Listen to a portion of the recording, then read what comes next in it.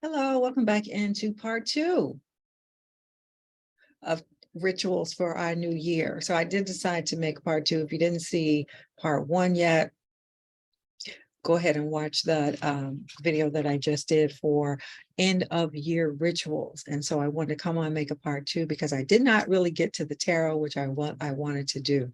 So again, welcome into Dr. Darnise's House of Religion, Magic, and Conjure. And as I always am saying at this point in the year, I'm doing my program, Plan and Prosper in 2023. If you're interested in that, because we start the first Saturday in January. So there's very little time right now. First Saturday in January, if you want to work with me in a group coaching program, getting ourselves positioned to plan and prosper in 2023 for Black women in particular. So if you fit the bill, just let me know you want that link. So as I was saying in part one, we are doing some end of year rituals and new year planning. And so in that video, I gave some divination tools, and a little bit of teaching around how we are most powerful when we're very intentional about what it is we want to manifest, intentional about how we want to live. Most people are lax. Most people don't think about what they're thinking about, and their lives reflect that. And then they'll say, well, manifesting doesn't really work because I never really get what I want. And I ask them, well, how much time and attention do you focus on what you want? Or are you by default focusing on what you don't want? You think you're talking about creating more money in your life, but actually you're talking about being broke. Just for example. So in part two here, I want to talk about tarot and just do a little new year tarot reflection. And you might have seen that I started doing some shorts, some tarot reading shorts on the channel. So are you getting those? Put in the comments if you're seeing my tarot shorts that I've been doing almost daily. And I can't say that's going to be daily, but it'll be regular, once or twice a week at least. But I'm just curious who all is seeing that. But anyway, tarot reflection for the new year, and I've selected certain cards here from the major arcana, because major arcana are the big picture. They represent, now if you don't know about tarot really, then I'm not sure you're going to watch this video, but consists of the major arcana and the minor arcana. And the major arcana are like big universal themes that are kind of like fate almost, the things that are coming into your life that are big and thematic. The minor arcana are more like gives us some information on the day-to-day kind of common things that we go through and want clarity on. But the major arcana are the big themes coming in. So when you are getting a tarot reading or pulling for yourself, when one of the major arcana shows up, it's showing you this is the theme that's happening right now. And within that theme, you probably get some minor arcana. This is what also is happening. So I just want to talk about a few cards here that are good to look at for the new year. And as I said in part one of the video, the Fool card, which is the very first card in the deck, it is the 0, because it's the starting point. It's like before you even start, you need to get yourself together, because really the tarot is a reflection of the journey, the human journey, right? And so what are we doing in this human life, in this human journey, human experience? We're on a journey. So get yourself together. Look, he's got his knapsack there because he's got some stuff, right? The sun is shining. He's not paying that much attention to where he's going, which, kind of means like he's not worried about how it's going to go. He's not overly worried about where am I going? How's it going to be? You know how we get anxious. Like I can't take a step forward unless I know what's going to happen next. And he's saying, if the Fool shows up, you're not going to know. The universe doesn't show you all at once, right? You only get a little bit, which is very frustrating to a lot of us. Is how come God can't tell me the whole picture? It doesn't work that way. Are you willing to get started? Are you even willing to get started? Okay, so if this shows up, then get ready to get started. Okay, so then the first card is the Magician, which is a reminder. Look, he's got all the tools of the suits of the tarot on his table. So wands, cups, pentacles, swords. Those are all of the tools you need for the journey. What's in that knapsack? The tools that you need for creating your life the way you want it to be, right? And then he's calling in help from the divine, right? And then pointing down. So it's like there's this connection to spirit onto the human plane. So as above, so below. As above, so below. And recognizing that he is the powerful, the person is the one powerful enough to create, to manifest according to their own wishes and intentions, right? What is it you want to step into and create here on planet Earth in your own life? You have the power to do it. But please be clear, number 2 card, please be clear on what it is, because as you create your life, you should be going within. This is the High Priestess card, which represents that inner path, the inner knowing, that being in touch with one's intuition. You better know. And if you don't know, spend some time in reflection, knowing, right? Get in touch with yourself. And then High Priestess comes out like, okay, there's something that I need to spend some time trusting my own intuition, because as I pair myself up with my power, I know I have the power to create, but what do I really want to create?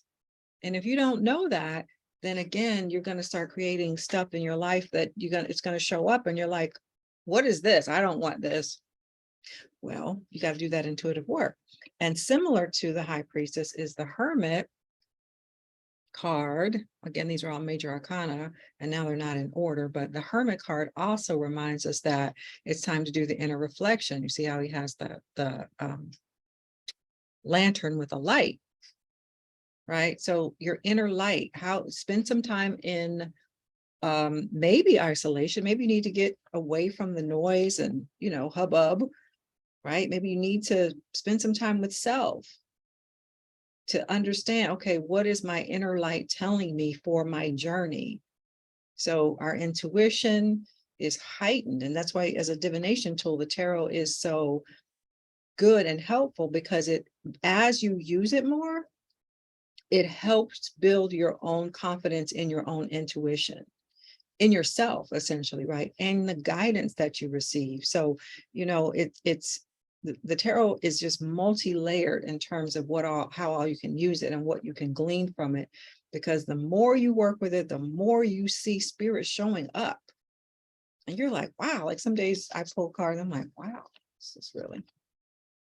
Okay, and so here are 2 cards that people get really afraid of, the Tower and the Death card. Because they don't look good. If you had a read, you're like, is my life about to just collapse or what? And so again, major arcana, so it would mean that there's a theme, an overall theme happening in that particular moment. And the tarot is not, to say that this is what's going on for the rest of your life. You get a reading from someone, is not to say this is the rest of your life. It means like in this moment, in this energy, this seems to be what's up for you. How is that theme playing out in your life? So the Death card is really about transformation. It's about change, and really like change that you can't ignore or overlook, in the sense like death, death comes to all of us, right? So it's unchangeable. So if you were to get this card, it's not about a physical death. It's about, maybe the death of a circumstance that you need to let go and allow the death of something, a relationship that doesn't need to be there anymore, a job, a career, whatever. It needs to go, because part of the process is making way for the new. And if you're holding on too long to something that needs to go, that's not good. And I always say, well, the universe has no chill. And unfortunately, the more we hang on to something, you cling to something because you know, we just cling for different reasons. Fear, we don't want this person to leave. We don't want, you know, we're afraid if I leave that job, how am I going to have money? We have so many fears. And so we stay attached to things that we really shouldn't stay attached to. And so I say to people, well, look, if you don't let go, the universe is going to take it. So you can either let go or get dragged. This is kind of that card. Let go or get dragged. Because the theme is, it's time for a major transformation, right? It's also a card associated with Scorpio. So if you know any Scorpio people, that kind of intense energies that Scorpios have, and often come into a space and they're willing to kind of, you know, blow things up in a way, or really, you know, state their own opinions, you know, in a very profound way, so that things change. It mixes things up. It changes the energy. And so that's really what the death card is about. Again, people get, you know, very nervous about seeing this card. If you watch, you know, in various movies, they'll show there's a tarot reader of the death card, the devil card, and be like, oh my gosh, what's gonna happen? Well, what it really means is you're up for a transformation. Will you go willingly? You should, because let go or get dragged. Okay. And again, this is about a new year reflection. And so it's like, okay, well, what's going on for the journey? And I've selected these because I feel like they're helpful for us to think about a new year as setting off on a journey all over again, right? Every year, let me take an opportunity to set my journey intentionally. And here are the things that I need as I do that. Here are the things that I need. I need my intuition. I need to go within. I need to, you know, be strong within what I'm doing here. And I didn't pull out the strength card, but you know, that's another one. And I need to be willing to let go of some stuff that doesn't serve me. I need to be willing to let go. And then the Tower card, the other one that people are afraid of. I mean, the cards that I really hate to get are this Tower and the Ten of Swords, which is not a major arcana. But they have their place, because what it means, kind of like the death card, has its place. The Tower card is saying to you, and look what it is. It's people, you might say, falling to their deaths right out of it from something exploding. That can't be good. Well, sometimes because we're so super resistant to making a change.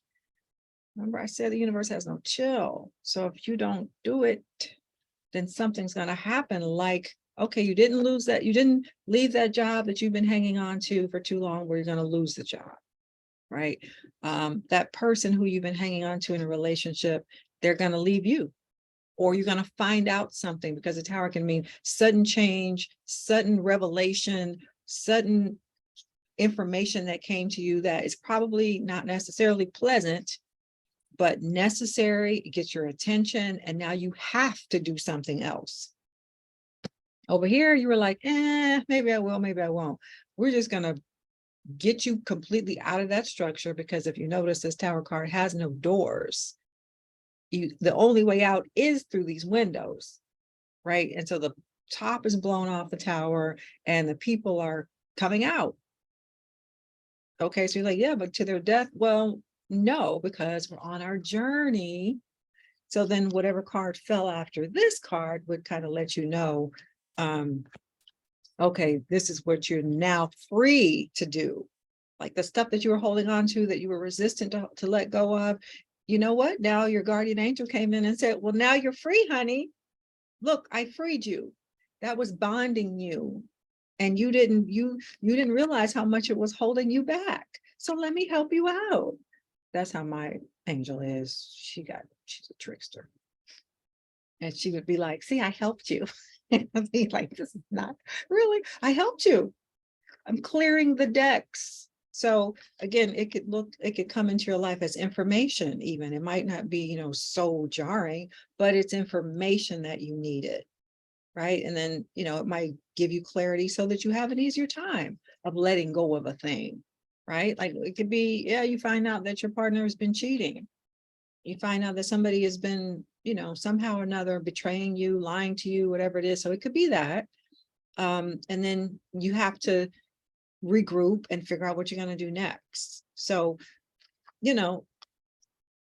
if you get this, especially at the new year, in a way you can then be happy about it, because what it's saying to you is, I'm clearing the way. It's almost like and I have this here from part 1 of the video, the orange candle. You said you burn this orange candle. You said you wanted to remove the blocks. So this tower moment is happening in your life because I am removing blocks. So I hope this has been helpful for you as we step into the new year 2023, which is a 7-year. Maybe I'll do another video on what that means. It's a year where it means spirituality. We're up for some spiritual revelations and advancements, but again, that's a separate video. I don't want to keep it too much longer. I just wanted to come on here and talk about how you can use the tarot to understand or reflect for your own New Year's, maybe journaling or whatever practice you have. Like, time to go. Do you trust enough? Right? Remember, you're the one with the power anyway. You can create this as above, so below, right? But be sure you check in with your own intuition. Anyway, I'm going to wrap that up. And do let me know, hey, long haul. And are you seeing my tarot shorts? That's what I want to know. And do you want to join Plan and Prosper? We're going to be doing that Saturdays in January. So if you want Plan and Prosper, also leave me that. All right. Bye for now and Happy New Year.